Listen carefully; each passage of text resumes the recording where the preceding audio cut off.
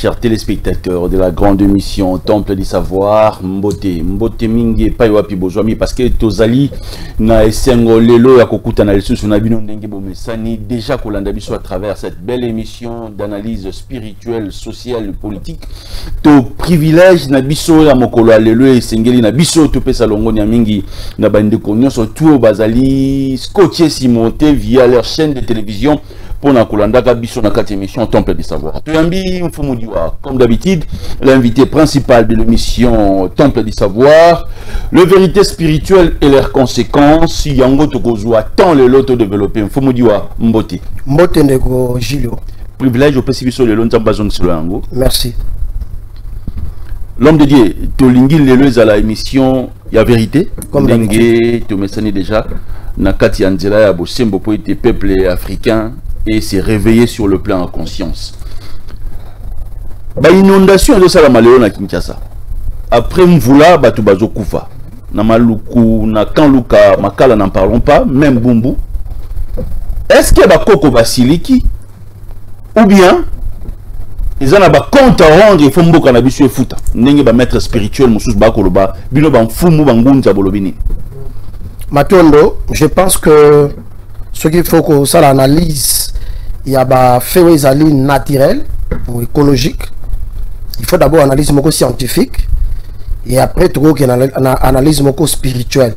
Tout que s'arrêter quand analyse spirituelle c'est surtout ça l'analyse tout à fait scientifique parce que vous là no kakate pour batu balengi vous le no kakate pour nzamba no kisimvula te mutola ba nzamba no kisaka mvula azali ignorant scientifiquement mvula eno kaka parce que ezali fait moko naturel et na ba fait écologique et que ça la que mvula enoka même si bazo sambela to bazo sambela te ponza mete mtano kisaka yango mais nzambe si asala na loi nature que moi esengele bima mvula esengele noka moi ko bima butu ko koma ba fait moko naturel et ça lokola po muto atia zemi ils étaient muto ta sambela kati akotia zemi parce que ça ba déjà nzambe tabisa ba loi ya nature ndenge yango evivaka.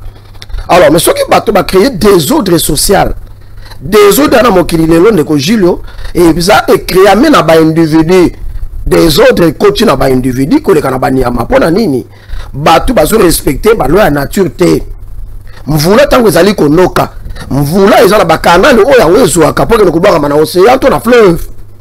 Tango bino batu ya mokili bo organiser des ordres, na mentalité surtout africaine to culture, na mentalité congolaise. Ono batu babwaka ba immondice na bango na bakaniveau bakobwaka salité na bango na bakaniveau liboso ndako ya moto bakaniveau ezali bouché liboso maya nzili bakaniveau bandako batongi likolo bakaniveau pembe na bamimoza batongi pembe na mai tango mvula eza koya ekosala badega écologique et bakonséquence wana to komona ne ekosalema soki tolobi ezalaka spirituel bongo bamboka mbolo ezonoka na poto ezonoka na Dubaï ezonoka bamvula ezali na wa phénomène moko na non naturel mais na analyse spirituelle ce qui bato ba créer des autres bazo respecter nature te ba loi nature te nature peut ko exprimer langage na ye parce que la pluie fait partie il y a langage il y a nature pour la ça bato mokili ke bokeba bozo vivre na anarchie bozo vivre na désordre bozali koto sa loi nature te o nga nature naturelle bino parce que nature ne nzambe nature ko s'exprimer et ko boma ba mvule konoka makasi ba moya makasi pour la vivre sabino message alors moto azana ndoenga ali spirituel akoyeba langage ya mvula wana akoyeba langage ya moyo wana akoyeba langage ya nature ni nature linkoloba pour ba changer ba respecter ba loi au mona mvule konoka na weko ke na ngona mai normal tu vois c'est ça très bien nakaya lelo mfumu peuple quinois a retenir nini sur le plan spirituel nenge mbula zo boma batu boy mvula ezako boma batu sur le plan spirituel te mvula ezako boma batu parce que batu batu était sorte na nature bisomo ba quinois bisomoko ba quinois soki mvula izonoka et que bakana la kokema ya mai ezali respecter bakaniveau ezali curé une partie de responsabilité dans la gouvernant na ba gouverner donc même c'est le réglementaire secteur wana baza absent nga la tali na entrée na ngai aveni moto moko boya ko tonga mo ndako baye akamati pupa beni ya zelo atie na terrasse kangami mai bandi ko déborder et bandi kobuka même à venir. Et avant ni na individu wana muto ko tumisa azate police ko landa ete hygiène ko landa ete habité ko landa ete environnement ko landa ete alors des autres wana ni webo tomeli ko la terrasse bo kangi la mai papa mvula tango za ko ya responsabilité nzambe ali wapi bino bato bo créer des ordres bo lui ko respecter nature te loi nature te tant mvula za ko noka et de continuer maintenant on ko fuwa nzambe mtabeti bino n'attribuons pas à Dieu ce qui est naturel. Les individus doivent apprendre à vivre dans l'ordre de respecter l'environnement. L'environnement n'est pas respecté, il y a un désordre organisé, il y a un volet à déborder. Très bien. Naka oya lelo o ba maître spirituel mingi ba ko lo ba ke ba koko nde basiliki ba koko ba ko silikate soki bato ba tie des ordres bakoko bakoko silikate soki bato ba tie des ordres kasi to ka bakoko to ka bato bakufa to ka ba ancêtre soki ba ancêtre basiliki pona nini est-ce que soki ba ancêtre basiliki faut que mvula nenoka ba ancêtre bakoko silika ba bomba police ba mo Kongo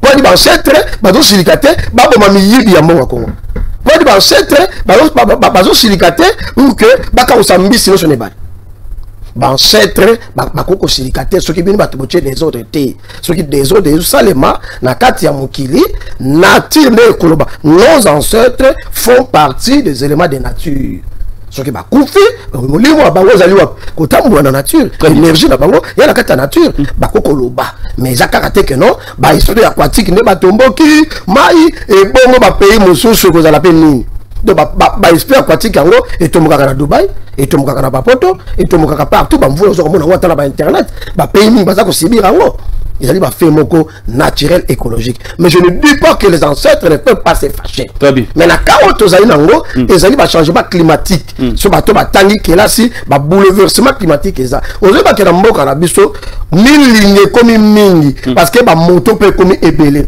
milinga wana etant que le jeunesse sociale eza na impact na écologie écologiquement, ça a un impact. Pourquoi? Et qu'on pollue le système. Évaporation, et qu'on sait les mamie qui n'a pas. Bateau bazo respirer en haut, évaporation, maï, tout, et qu'on sait que vous voulez le cas. Très bien. Mais ce qui va beaucoup siliki, va silika, mais pour la nini, les Camerounais va siliki là. Est-ce que ce qui va beaucoup siliki, bateau va calmer, va bazate, tous ali. Mais pour la cas, na komona no pari ya bakoko wana te. Très bien. Na komona te. Na kawa ya bamvule za konoka. Très bien. Na mona no pari ya bakoko na kati te. Très bien. Fumu, toza na Kinshasa. La plupart du week-end, le frère, le sœur, bazo matangomba mangengenge luzizi là. Ba msusu bazo la même na babangombe une tendance. Pourquoi Kinshasa est salité? Pourquoi la RDC n'évolue pas aussi longtemps que nous prions beaucoup ici au Congo? Mais c'est ça le problème. Au moment où on est dans la religion, à Tinele africain, à Yebaku qui est le plume du peuple. Car c'est bien. Les religions, c'est le plume du peuple. C'est-à-dire, drogue, il y a peuple, où il a le sarabango, pungi, opium du peuple. Ba pays où il y a le christianisme. Ba pays où il y a les pauvres. On a nini ba théorie des auteurs en christianisme. On te fait croire que Dieu va te bénir. On te fait croire que prier beaucoup, tu seras béni. On te fait croire que ce qu'on m'a dit l'uzizi là, n'a pas dit ça on te fait croire que en priant beaucoup, ça va pas yo. Mais maintenant, ça la analyse, ça la approche qualitative ou quantitative. Au monde à Sikoyo, na nombre bato bazo sambe la vie sociale na bango. Bato bazali ba pauvre, bato bazali ko évoluer parce que bazo kanza kenzambe nde alors aussi ça va problème na yo tango zo sambe la mengilo. À chaque âge correspond à une responsabilité. À chaque âge correspond à une responsabilité. Âge ali ko pusana yo frère ovana na permanence. Âge ali ko pusana yo ser bangomba ba mangengenge mesika oluka musala. Via batujilo etongamaka soki mutu ali mayele. Na mayele na ye akoko jwa musala asisi université atangi classe. Bato batina bana na ba classe pour système ya mboka na biso ko jwa musala faut un diplôme. Mutu akojwa musala ne soka tangi. Maintenant, baba ok, ba veille de prière, ba ngomba, baba ok na ba IEC. Biso, tokena kotanga 6 ans pendant que les autres montaient dans des montagnes. Et aujourd'hui, on a vu sur l'université et puis c'est stabilité et faire avancer par rapport à Baninga Moussous. Il y a mis balé, montant Saka, soka za une occupation. Âge et son rasimate. Et comme on a mis kumba na âge moko boye, au kangabatu bandoki. Au vieux on a kabarate, vieux on a la famille à kabarate, pour la nini, aux autres quand ça que ba problème na yo, ba tourner ba osa la on place na yo. Mukumba no ezali ya yo. Ato kimi yango, yeba ke na âge moko boye, oyo ozali bo so ba responsabilité na yo, yo sala kate. Ba pays oyo bazo sala mingi, ta la Chine, ba la bisi bana moka mike na Chine, bazo sala ja ba iPhone. Ba sala ba stage ya na ba salle moko électronique. Mais awa na Congo, ba la ksaba na mike ko bina na ba église, ba la ksaba, ba otaka mwana moka ko bina ka bo, ba mo na ko mais tu vois, on a la TV, on a TikTok, on a un pays où, parce que tu vas à la Moussala, bazo binaka. Basa la Moussala, baola la bapungi. Tu vas à la Moussala, batondi na l'église, lundi, mardi, mercredi, jeudi, vendredi, samedi, dimanche. Est-ce que Nzambe wa salibino? Abi nous ensemble chaque jour. Bango batanga ka Bible. Prier sans cesse. Nzambe lo ensemble chaque jour. Prier sans cesse. Tu travailleras 6 jours. Tu feras ton ouvrage. Mais les 7e jours, écoutez, mais la toquette, ce que tu travailleras 6 jours. Villageois dans Mbok, à quel moment ça va bilan 5h30 à quel bilan. Azon à 16h à l'ambele Mobanae. Ou tu chasse à zone pourquoi 17h. Moi c'est normal. Lundi, mardi, mercredi, jeudi, vendredi, samedi. C'est ça, tu travailleras 6 jours. Azon à Tania, ok, quitte maintenant. À la tani dans l'église, il y a semaine. Pour nous, il faut que nous ça là. Bateau ça la culte matinale dans un pays pauvre. Bateau ça va offrande. Talambo quand bateau tamola même na babégaphone, na bana mike concert un bon social. Sunga ba ofele, za pas bola yo, azuma zemba mawache. C'est une manipulation, ce sont des hostilités. D'abord hostilité, oh, chengeli l'état lobela et kangela batouana. Yo za la fondation té. Oza monde to sali fondation bonani parce que parce que il faut bâtonner ba pesa yo bâtonner ba peso ya ngondo moni comportement wana na Afrique ne ba lebela pasteur temple kende poto mindele ba salaka aso sambela mais yo africain on te dit naza temple na liaka na mabonza na liaka na dim mais na tala conséquence afia bana na nzambe tala mondi me vani l'église sali combien d'années tala vina ye très bien. Les autres sont monés dans l'ensemble de ko kamawa même pas passer on se va kuchaka bakele là autant la vie na bango soka beli autant la vie na soka kufi autant kamwa ke ba vesta ba neko lata na miso batubu azane ne lokote et comme na ko kunda fo comme ta kundela bango tala muso to kufa frère na biso pe a son âme même pas ba kunda e fale la bato ba faire ba chance au culte bato bango ba finga bato culte wana ba opérateur économique wana ba politicien ba ke ko le la kaye ba kunda un pasteur a kufi même pas mbongo ya cercueil ba sangisa ka mbongo to pesaka ba kunda mutu mais toute sa vie aleki yango na matalana aleki si yango na koloba loba aleki si yango na orgueil pour alakisa na bato kazana ngo mazana ngoti pendant que les autres sont en train de construire leur vie bazo ko zo ba base ko protéger bango lobby ko laisser bango lobby bango bakoza la kati ya distraction ko bondela frère nzambe moka yebi ko tala biloka mobilité na lolo ko tambola na olo frère bondela awa za la lipa azana nyewa lipa na muamba très bien awa ta studio pamba foutre la raté mais lui fait quoi ka otamba na or na lola c'est ça les narrations peuple fa la moka c'est inconservable dans un pays pauvre il y a le culte matinal dans un pays pauvre na wenze baba ko teka mutako teka na mégaphone na wenze mutako teka na mégaphone na kati ya bis mutako teka na kati ya bis personne ne mabonza. C'est normal, le peuple est si pauvre comme ça. Pourquoi pas qu'on a mangé batute? Batongo pour bazo kamba babola na babola. Ne pas la pitié na bangote. Moi je suis pas contre les gens, mais la limite tout ça ordre na ko sambela na biso. Très bien. Tout ça peut ordre sengeli na biso. Parce que to zali babola pour to quoi que ngomba ko pambola nga, ko pesa nga libala. Yo ba bazo tonda na begiza ba combat spirituel. Tale ba la bana ba combat spirituel. Très bien. L'homme de Dieu, différence des amakas, les lois, bazo comme le temps dit Zolo Baboye, dit à Oumé l'église des réveils, dit à prophète. Qu'est-ce qui a changé, qui a bouleversé Maman Bina Oboué en étant hier prophète, aujourd'hui Foumou? Est-ce que Diwa, il est toujours dans le droit chemin devant Nzambe ou bien Diwa aujourd'hui a perdu? Diwa a évolué. Diwa à ajouter certaines connaissances où on a comprendre que on doit changer la façon de prier et de définir Dieu. Dit aujourd'hui, à Zanabiloga, docteur, évangéliste et pasteur, on a tous dit. Moi, je ne suis pas dans ces courants-là, pasteur, docteur, évangéliste et prophète. Je suis dans un courant aujourd'hui où je crois que l'homme peut s'approcher de son créateur par sa foi, par la nature.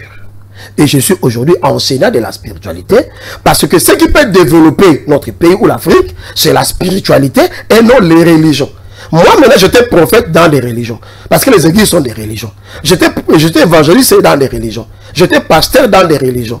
Dans des religions, il n'y a que des interdictions. Ne bois pas, ne touchez pas, ne fais pas, donnez-moi, payez. C'est pour dire, yo tika la bobola, vide poche na yo, vide sac na yo, que no vide compte na yo, nzamba tali singa.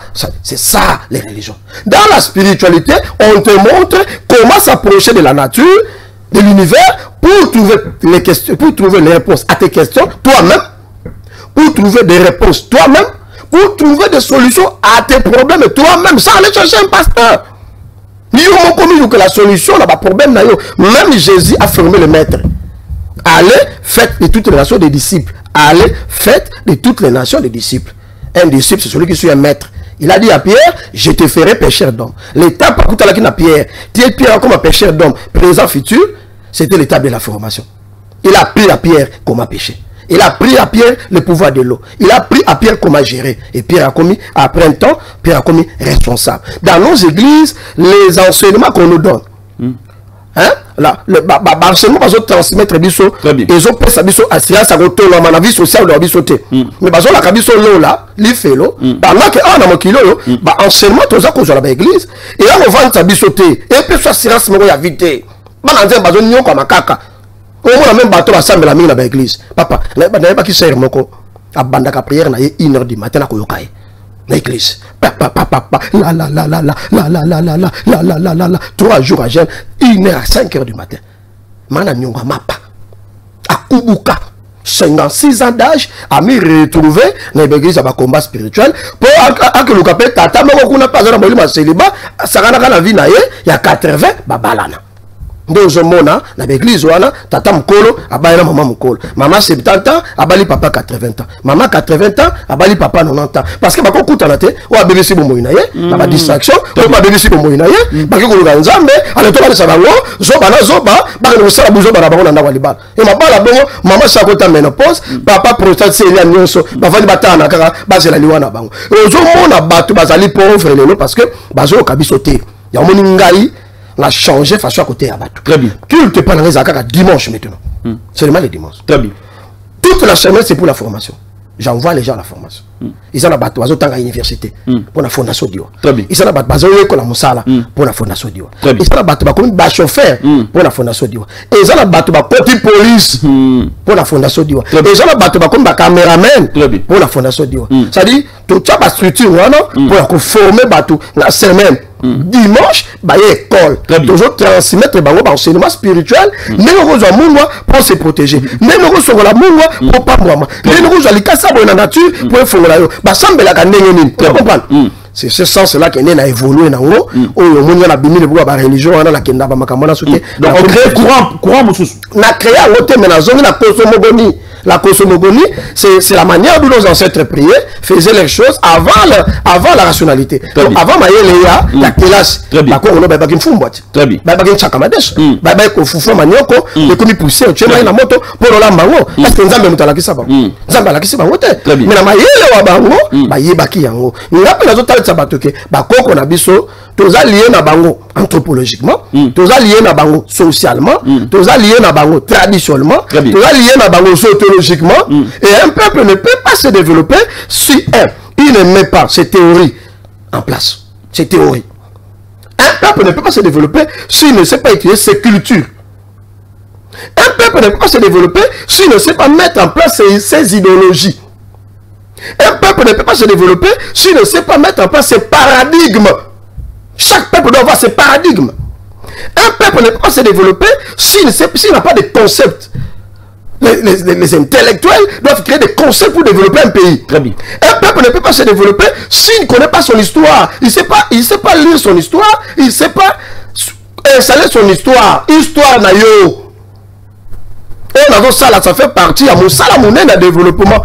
Bah histoire na bango. On est là comme la Bible. Et ça dit bon koko na ye, na histoire ba koko na ye. Ba binzamba Israël, mais ça mututu Jacob. Israël, Jacob.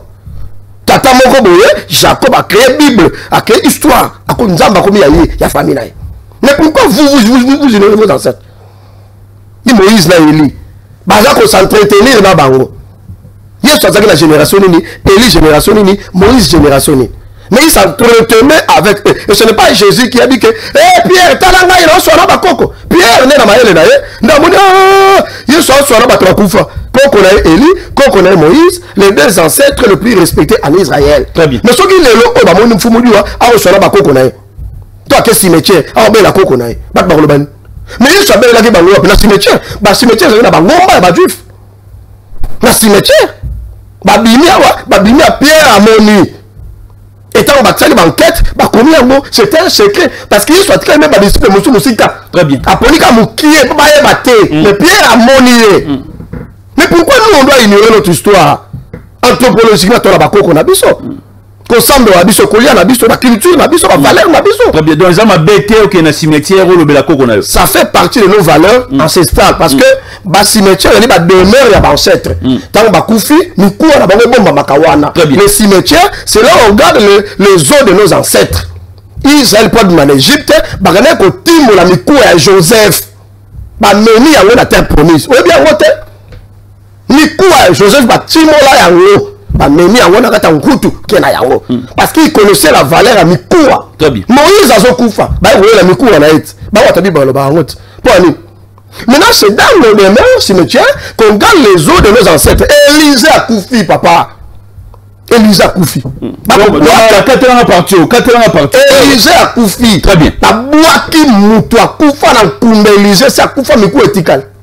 Moutou, là, c'est quoi qui était? Quelle force il y a dans les cours à Moutou? C'est le corps mystique. Très bien. Mystique dans les cours. Il n'y a pas de relation entre le mort et le vivant. Il y a une relation entre le mort et le vivant.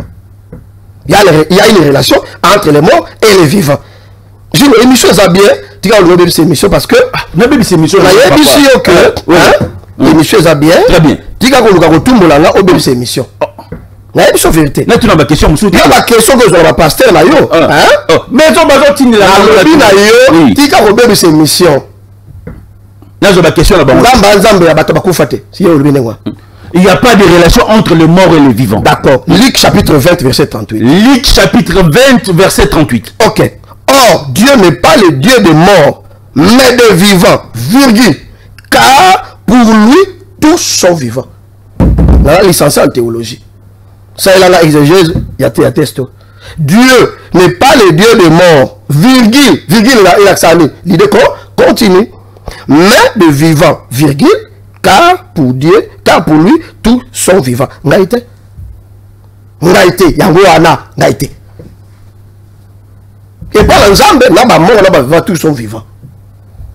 Bon, Dieu n'est pas le Dieu des morts, mais des vivants. Point. Virgule, Yangoana. Virgule. Car pour lui, tous sont vivants. Ok, le cimetière était pas. Marie, maman, il s'en est dans le cimetière.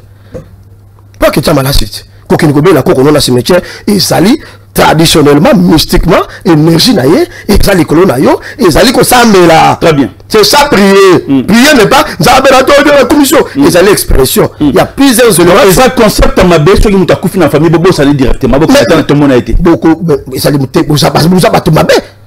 Nous tout le monde qu'on a bien couffé, beaucoup ça allait pas à changer nos autres. Bon après le wani niak, kabatration ngana mokilitsa.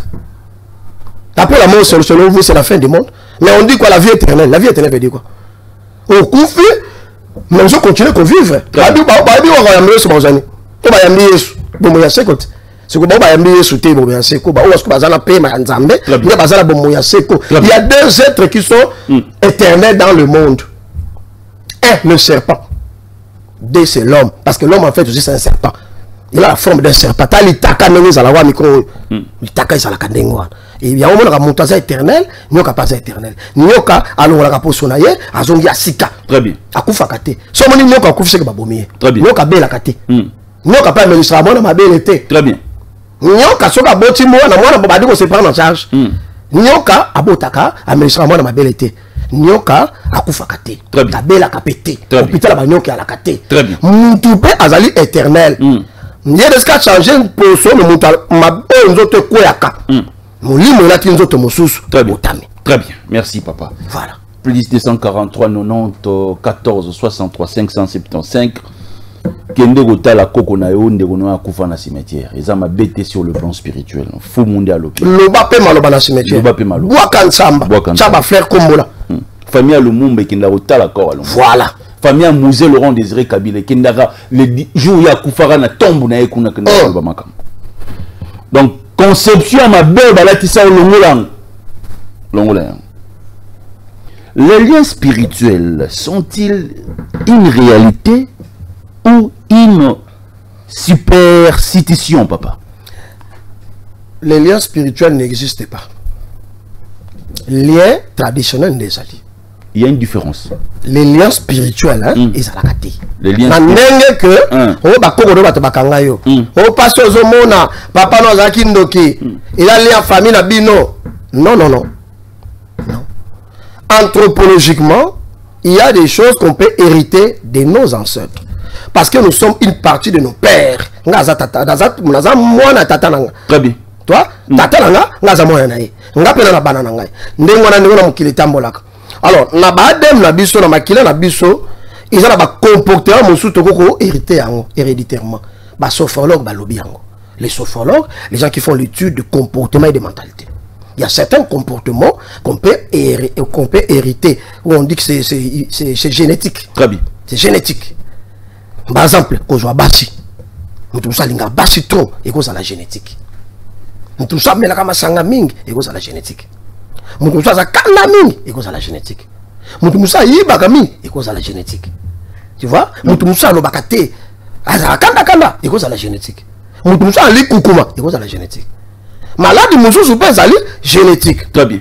Abela kin soigne, obela soigne. Prostate, c'est par nos sang, la badem na biso. On doit comprendre. Très bien. Maintenant, si on peut parler de liens spirituels, c'est maintenant par rapport à notre mental, parce que l'homme a le corps mental, l'homme a un corps physique et l'homme a un corps astral. Très bien. Dans notre corps mental, là où il y a l'âme, ça peut faire que l'esprit de ton père peut marcher avec toi. Et Élisée a dit, ok, où est le Dieu d'Élie? Ils ont vu l'esprit d'Élie na Élisée. Élisée a dit, quand tu prenais les choses de Naaman, Aïssi Géazi, mon esprit n'était pas loin de toi. C'est ça qui fait qu'il y a des choses qu'on peut hériter de nos parents, où ils allaient naturels. Église est c'est dans ce sens-là que j'ai dit que les liens spirituels n'existaient pas. Pour nous, surtout Gilles Koko Menayo, on va combat, on a zo botate, on famille n'a bitumba, on te couvre famille na famille, et tangama na destin à moto. Tout est programmé. Gilles, ce qui t'a na yo est coquille. Ato batami, zambazui. Ce qui t'a na est coquille. Ce qui t'a babaye que non, la chambre, on va faire la chambre. Très bien. Est-ce que bateau bazo katabalier, on va bien rater?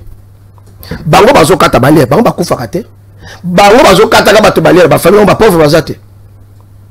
Bazo kataka balier bato, bango bazangi mikumba te, je connais un passé balier na bandoki balier. Nya akatra bato balier, mais bandoki balier. Ba tamponner na mutuka. Donc Babylone mosusu ezali na destin mutu bitumbe si la raté tant qu'on a vivant. La vie, il faut accepter le combat. Très bien. Tant qu'il y a des conflits dans la société, tant que chacun a sa position dans la société, il y aura toujours des combats. Okubo ya tata na hote, omukala endo kité, maman na endo kité poza kozwate, oza kobota te, ba beza la famille bo tata, famille maman na ba kwa saloni wana. Non non non. Eza na destin na yo ezala bongo tanga mabongo. Maintenant mutu azali na pouvoir de changer destin. Na ye na maloba na ye na ba cérémonie. Na destin na nga balobi na nga boye. Mais nga la ko changer yango. Très bien. Na ko changer yango, babaki na ko bota te, mais nga na ko changer yango. Très bien. Pourquoi? Parce que naza na pouvoir maloba pe naza na pouvoir nature. Il y a tellement que l'église bakata oli wana. Na par exemple. Maman a sali 18 à bota te. Ba ye na ye pa na biso, na spiritualité. Na zui singa. Na kangi na loketo na pesi maman moko abotaka. Elamba na kati langa. Elamba na pesi maman abotaka. Kanga singa na loketo no pendant 3 jours. 3e jour, le singa wana, lati sango maman abotate. Banda koloba malobel kono na ye. nazola chosinga oyo bano bazaki na bare na ngana loketu na ngana libumu na ngana matrice na ngana na pesio bango maman assemblera tela pasteur te très bien na lobi kaka parce que le pouvoir de parler est attribué à tout individu de parler il y a des bateaux bon ne faut pas déclarer la gayo ba na pouvoir mo boye pour baza ya nzambe très bien mututu azala ya nzambe mututu azala nzambe mututu azali mosalia ya nzambe ya batakamaka mosalia nzambe non yo posa mosalia nzambe très bien mosalia nzambe ya solo il faut dans la service ya batu très bien il faut ça la batu bolingo hospitalité yango ne religieux l'équipe ba religion surtout ba ko le chose ça elango abongo ntaba akati mandambu apesi alambi mo unjombo apesi moninga yo lambaki madesu yo lambaki fumba ayo tikino madesu yo tikile fumba hospitalité l'amour c'est ça la plus grande religion que nos ancêtres ont exercé mais non ba ko kataliente o sam o lo ba yo moko sali cérémonie azu singala kangi alobi 3 mois après maman na deuxième ya moi abota mona moi Mathieu Kanchake, bah problème là il faut que ne pas mutumbogo boye. C'est ça. C'est là où. Aujourd'hui on a télé bandimba bandimba molem. N'est-ce pas que nous luka ndenga ko la spiritualité, bah on va sur là. Ozaya nzambe, na landa ki ona TV papa, na ko meka nzambe na yo. Loba papa sakola. Mutoti na prophète sakola. Muto ça faut pas loba. Et papa ni na mona na famille na bilo papa tika bilo ko ana. Toleka la biloko wana surtout très bien toleka la biloko wana très bien merci et lelo zo mona bato mosusu kala biloko tolebela oyo papa même chemise alati ya mankiona TV za nanda kuna ya mankiona cravate alati ya mankiona téléphone azana ngo ya yete ya mankiona ndako azo vanda mbeto alali ya mankiona de tika ka cha zeni ya mankiona ça dit muto la tranquille te na conscience na ye pour ebi ke vie na ye mobimbali akala lukuta na moyibi ce n'est pas normal. Très bien. Allez, bateau, parce que nous avons ma problème là, il faut nous comme tout le monde boyer. Il y a aussi les soleils, tout ça. Non. Yo contre mutu kaki noani na. Contre mutu kaki noani. La vie c'est un combat. Très bien. Vous devez vous-même chercher des solutions dans la problème de spirituelle. Vous devez vous-même trouver vos solutions dans la problème de sociale. Parce que l'homme à un certain moment doit apprendre. Vous connaîtrez la vérité.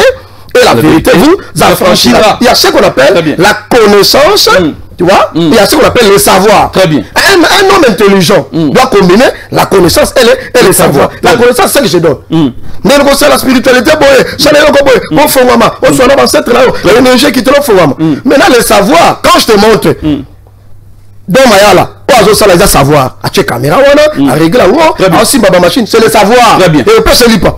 La connaissance, on peut se lire pas. Très bien. C'est ça que moi j'enseigne maintenant. Merci papa. La plupart des gens au bazo en église, par église spirituelle, tout bazo qui n'est pas église de réveil sont des nomades. Ceux qui aillent à Zui et loko yazan en oposa et puis à Kimi. Et ça, nini, cela dit à quoi?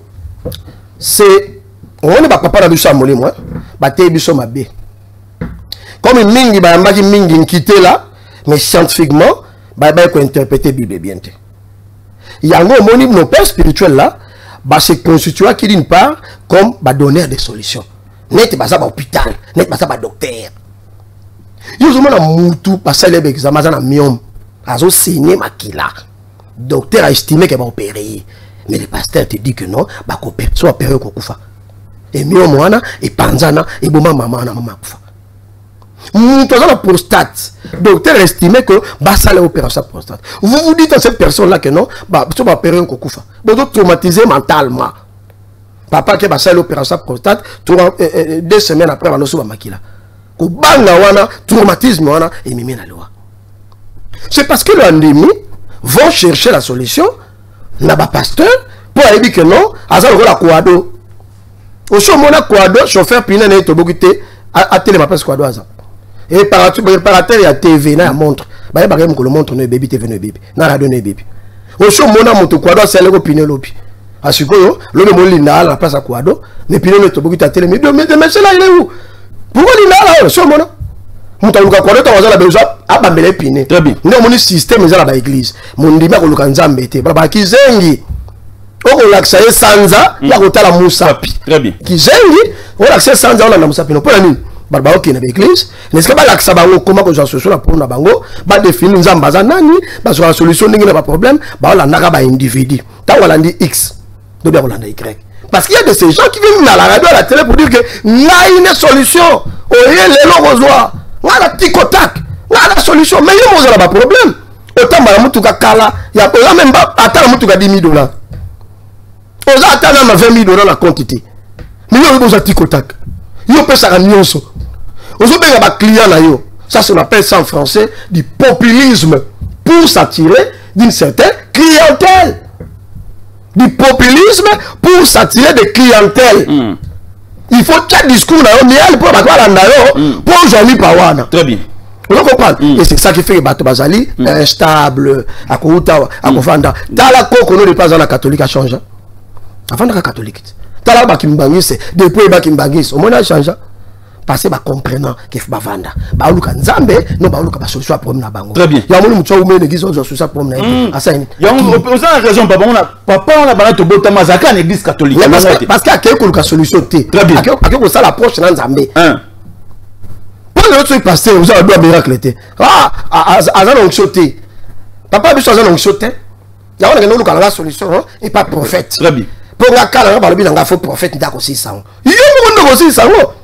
L'église qui n'est la spiritualité. Pour comme un moto. La religion échange à moto. Parce que chaque église a la doctrine à yango. Bethel a la doctrine. ACK a la doctrine. Néo apostolique a la doctrine. Réveil a la doctrine. Branham a la doctrine. Et tout le monde dans l'église ouana. Code ya famille c'est ça là. Pour papa non tiki la moi. Codiette. Oh papa. Mais quoi de moi net? Papa, soy papa lembi atikeli moi en église. Les encodie. Na lobby Gilio.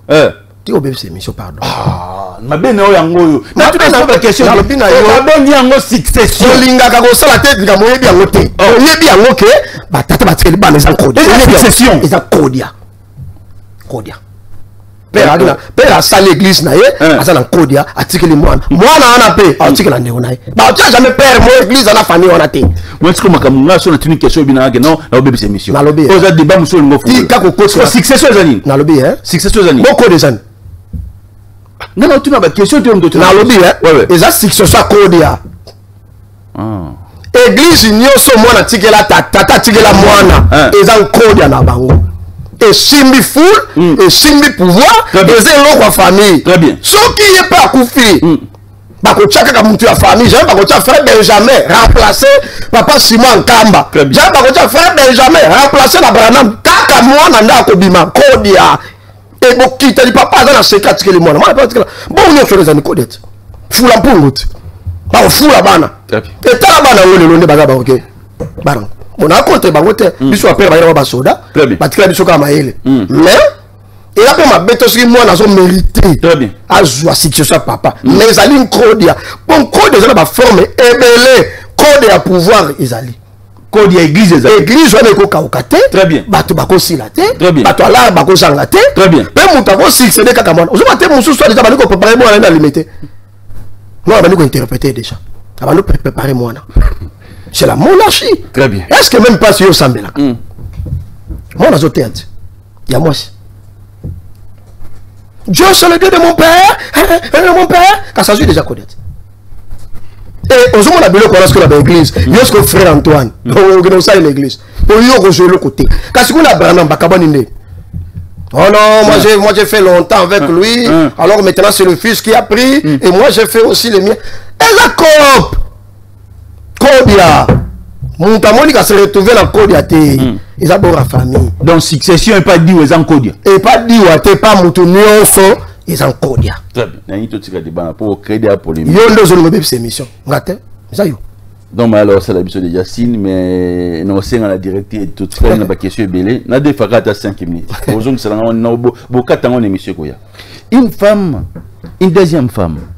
Est-ce qu'Azan a droit à ressembler librement sur le plan spirituel? Moi aussi, Amibali. Pourquoi pas? La femme Amibali Azalakate, toute femme est la femme de quelqu'un.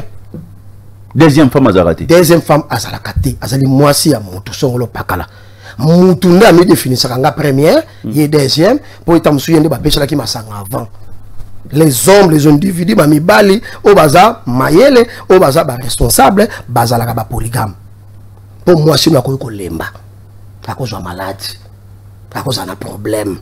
ok na mwasi ya mibale po koma mwasi ya mutu basela au geste ya masa ya masanga première azalakate deuxième azalakate mingi bazote ya kawana ba uti na babu moya ba polygame. Très bien.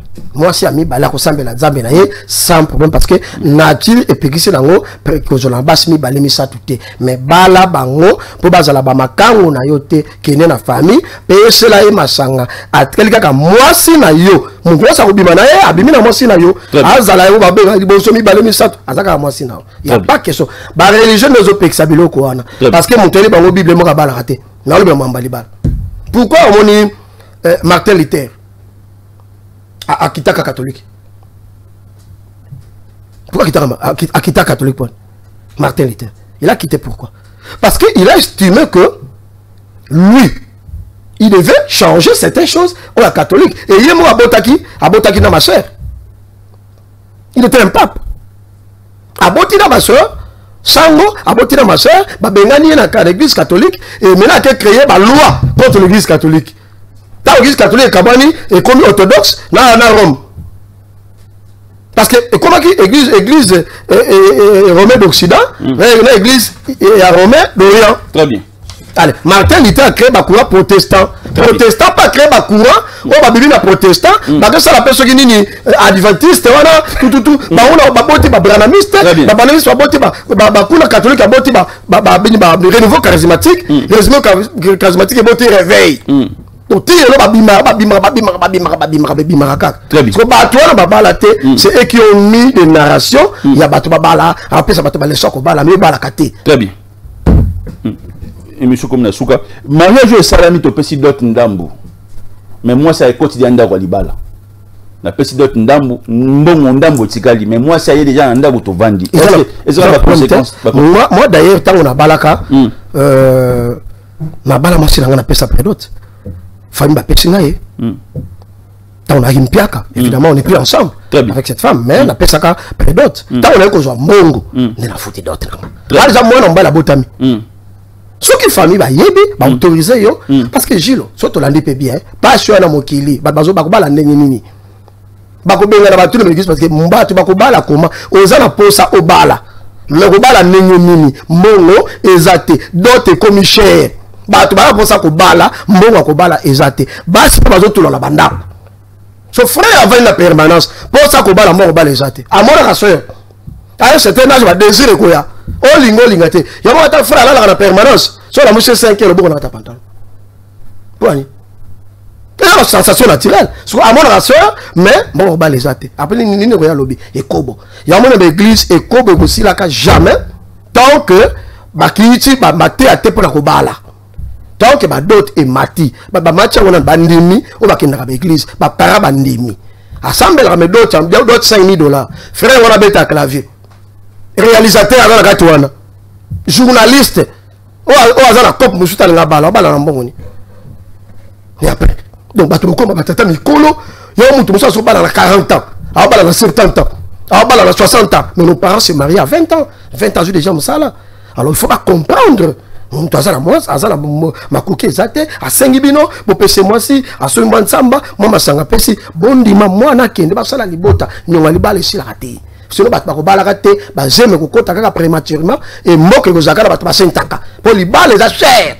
L'État peut faire fixer ma dot. Ils ont la responsabilité pour l'État. Pour libale, comment se coutumer, comment même à l'État. Pour d'autres, comment $5,000. Très bien. Une femme au bassin la chiba ou papa, dernière question. Peut être ou peut avoir des influences sur le plan spirituel. Moi, sur la selle Chibao, a une influence sur le plan spirituel. Sur la selle Chibao, bakabana mobile, il faut aller la Chibawan. La selle Chibao mobile à Koufa, il faut aller la Chibawan. Sur la longue, il y a monté partout avec énormément de proca. Alors, même à tout founi. Alors, même à blocage, na vie à mi bal, non, c'est pas bimanaï. Alors, bon, ma paix mobile, on a tout à Isakatinaï. Nous sommes là pour la bango.